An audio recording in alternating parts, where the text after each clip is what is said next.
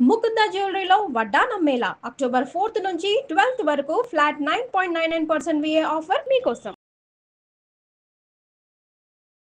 నమస్తే రమగారు. నమస్తే చే రమగారు, విక్రమ బేతాల కథలు చెప్పుకుందామా? నరకమాలిన్యం కథ చెప్తాం. ఓకే. పట్టువదలని విక్రమార్కుడు మళ్ళీ వెనక్కి నడిచాడు. కళేబరాన్ని భుజం మీద వేసుకున్నాడు, బయటికి నడుస్తున్నాడు. మళ్ళీ వచ్చాడు భేతాళుడు. మార్గాయాసం తెలియకుండా ఒక కథ చెప్తానన్నాడు. ఏమట, పూర్వం ఎప్పుడో కలికాలంలోనే ఒకసారట ఒక దేవత స్వర్గలోకం నుంచి అట్లా ఆకాశ మార్గంలో ఒక దేవతా స్త్రీ వెళ్తుందట. ఆవిడ నరకలోకం వైపు నుంచి వెళ్తుంటే నరకంలో ఒక పాపికి ముళ్ళు గుచ్చుకునేలాంటి శిక్ష ఒకటి వేశారు. ఈమె వెళ్తున్న దాని కిందే ఉందట. వాడు ముళ్ళంతా ముళ్ళు గుచ్చుకుని ఒక పాపి చాలా దుఃఖంతో అరిచి కేకలు పెడుతున్నాడు. ఆ దారిని పోతున్న ఆమెకు ఆ కేకలు వినపడ్డాయి. అయ్యో పాపం అని ఈవిడ ఏం చేసింది, అటువైపు వెళ్ళి ఆ ముళ్ళు గుచ్చుకుని నానాహింస పడుతున్నటువంటి ఆ పాపికి ఒంటి మీద ఉన్న ముళ్ళన్నీ తీసేసి తీయగలిగినంత తన స్పర్శ వల్ల వాడికి కొంత స్వాంతం కలిగించి వెళ్ళిపోయింది. తర్వాత వాడి శిక్ష వాడు అనుభవించాడు. ఈ వెళ్ళిపోయిన తర్వాత ఏమైంది, ఈ నరకలోకపు పాపిని ముట్టుకోవటం వల్ల ఆమె చేతులకు ఒక రకమైన మురికెంటిందట. ఉంటితే ఈవిడ ఇంటికి వెళ్ళిపోయింది. స్వర్గంలో ఏదో పని చేసుకుంటోంది. చాలామంది ఈవిడ చేతికి ఏదో మరకైందని గుర్తుపట్టారు. వాళ్ళు తెల్లగా ఉంటారట దేవతలు. ఒక డాట్ పెట్టినా గుర్తుపడతారు. చెయ్యి ముంజెయ్యి అంతా నలుపెక్కిపోతే కనపడదు. ఒక్కొక్కళ్ళకి తెలిసిపోయింది ఈవిడ చేతులకి ఏదో అంటింది మరక, అది వదలటం లేదు అని. ఇంద్రుడు పిలిచి అడిగితే ఈమె చాలా మొహమాట పడి చెప్పింది, నేను అట్లా నరకలోకం వెళ్తుంటే అతని దుఃఖం నన్ను కదిలించింది, అందుకని నేను వెళ్ళి చేశానంటే కేకలేశాడు. నువ్వు ఒకటి నరకలోక పాపిని మనం ముట్టుకోకూడదు. వాడు చేసిన పాపాలకు శిక్ష వాడు అనుభవిస్తుంటే నువ్వు పోయి తగ్గించడం ఏమిటి, అది నీకంటుకుంది. ఇప్పుడు వాడు బాధపడుతున్నాడు అనుకోకూడదు. నరకంలో వాడు పడే బాధ, నరక బాధలు ఎందుకు వస్తాయి, వాడు చేసిన పాపానికి ఫలితం అది. వాడు ఎలాంటి దుర్మార్గుడో, వాడికి ఆ ముళ్ళుగుచ్చేవి కంటకం, ఇదేదో శిక్ష, నెత్తురు గారిపోతుంది ఆ ముళ్ళు గుచ్చుకున్న చోట నుంచి. వాడు ఎంత దుర్మార్గుడో, భూలోకంలో ఎంత హింస పెట్టాడో మానవుల్ని, అందుకు కదా వాడికి అది వచ్చింది. నువ్వు పోయి వాడికి శిక్ష తగ్గించి వాడిని ముట్టుకొచ్చావు. వాడు ముట్టుకుంటే ఆ నరక మాలిన్యం నీ చేతికి అంటేసింది. దీన్ని పోగొట్టుకోవాలి. నువ్వు పోగొట్టుకుంటేనే స్వర్గప్రవేశం నీకు. భూలోకంలోకి వెళ్ళి 1000 చెప్పులు కుట్టిరా. నువ్వు 1000 చెప్పులు కుట్టొస్తే ఈ మాలిన్యం పోతుంది అని చెప్పాడు. ఈ దేవత ఏం చేస్తుంది, స్వర్గం నుంచి బయటకు వచ్చి భూలోకంలోకి పోయింది. చెప్పులు కుట్టాలి అంటే పోళ్ళంత ఉంది సాధనం. ఈవిడ కుట్టితే ఎవడేసుకుంటాడు ఆ చెప్పులు, ఈవిడెవరో వాళ్ళకి తెలియదు. అందుకని ఒక చెప్పులు కుట్టేవాడి ఇంట్లో ప్రవేశించింది. ఆ చెప్పులు కుట్టేవాడు ముందు రోజు రాత్రి ఆ సాయంకాలం బయట నుంచి తోళ్ళు తీసుకొచ్చి రెడీ చేసి రేపు పొద్దున్నే చెప్పులు కుట్టడానికి పెట్టుకున్నాడు.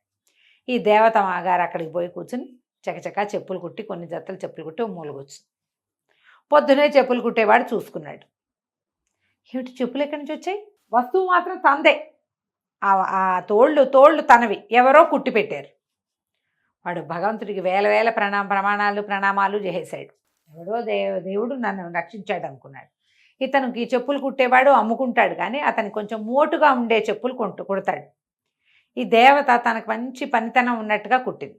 నాజుగ్గా ఉన్నాయి చెప్పులు బయటికి తీసుకెళ్తే విపరీతంగా అమ్ముడుపోయినాయి. టకటగా కొనేసుకున్నారు జనం.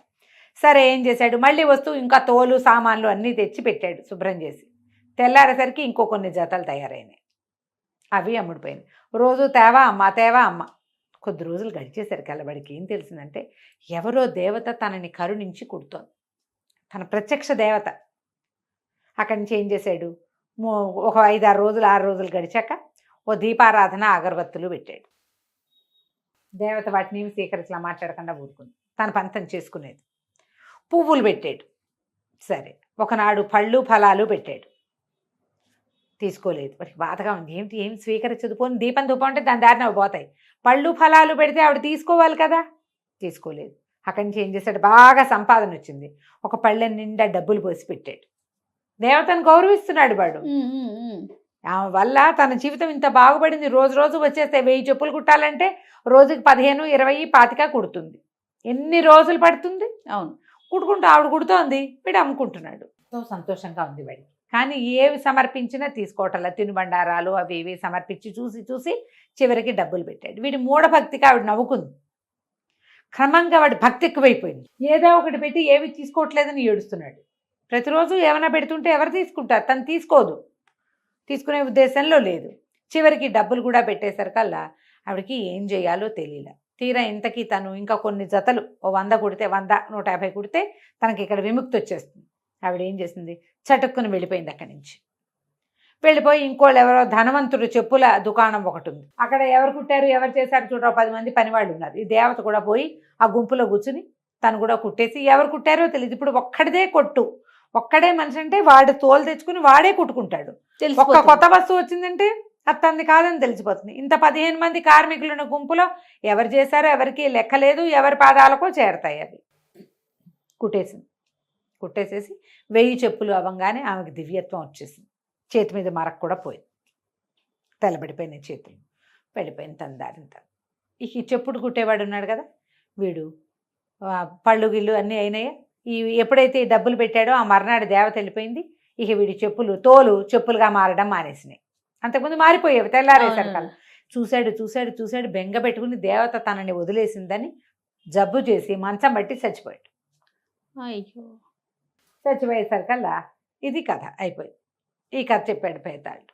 చూడు, దేవత తన పాపం పోగొట్టుకోవడానికి వచ్చి కొత్త పాపం అంటగట్టించుకుంది కదా. వీడు చావు కారణం దేవతేగా. ఓహో, దీనికి ఏం సమాధానం చెప్తావు నువ్వు అని అడిగాడు. రాజు నవ్వాడు. దేవత ఎట్లా కారణం అవుతుంది? ఎవడి మూఢభక్తికి వాడు కారణం అవుతాడు. ఆమె ఎందుకు యాక్సెప్ట్ చేయలేదు? తను పోగొట్టుకోవడానికి వచ్చిందే వీడిని ఉద్ధరించడానికి, వీడి భక్తిని స్వీకరించి వాడికి ఏదైనా మేలు చేయడానికి ఆమె రాలా. తన మాలిన్యాన్ని తను పోగొట్టుకోవడానికి వచ్చింది, తన పని తను చేసుకుని వెళ్ళిపోయింది. అది వాడికి సహాయం అయ్యింది తప్ప ఆమెకి వాడిని ఉద్ధరించే ఉద్దేశమూ లేదు. వాడి మరణానికి ఆమె కారణం కూడా కాదు. వాడిని ఆమె నమ్మించుంటే, వాడి భక్తి స్వీకరించింది అనుకో, అప్పుడు జవాబుదారీ అయ్యేది. ఆమె ఏమీ తీసుకోలే. మొదటి రోజు నుంచి పువ్వులు దీపం ఏది ధూపాన్ని కూడా ఆవిడ స్వీకరించలేదు. కాబట్టి దేవతకి ఎటువంటి సంబంధం లేదు. తన నరకలోక మాలిన్యాన్ని పోగొట్టుకోవటం కోసం పనిచేసింది తప్ప వాడి మూఢభక్తి వల్ల వాడు మరణించాడు. వాడి మరణానికి కారణం పూర్తిగా వాడే, అంతే. తనకు ఒక వెసులుబాటు లభిస్తున్నప్పుడు ఒట్టి పువ్వులతో చేసుకోకుండా ఆ దేవత తనని ఉద్ధరిస్తుంది కాబట్టి తను ఆవిడని సత్కరించాల్సిందే అని అనుకున్నాడు. అనుకోకుండా ఉంటే వాడు బతికుండేవాడు. అది వాడి మూర్ఖత్వమే కానీ ఆమెదేం తప్పు లేదు అన్నాడు. అనగానే నీకు నచ్చింది, చాలా బాగా చెప్పావు, ఇదే కరెక్టు, కానీ నువ్వు మౌనభంగం చేసావు కదా, నేను వెళ్ళిపోతున్నానని శవంతో సహా వెళ్ళిపోయాడు భేతాళుడు. మళ్ళీ విక్రమార్కుడు వెనక్కి నడవడం మొదలుపెట్టాడు. కథ కంచికి మనం ఇంటికి. నమస్తే రమ్మగారు. నమస్తే జయ.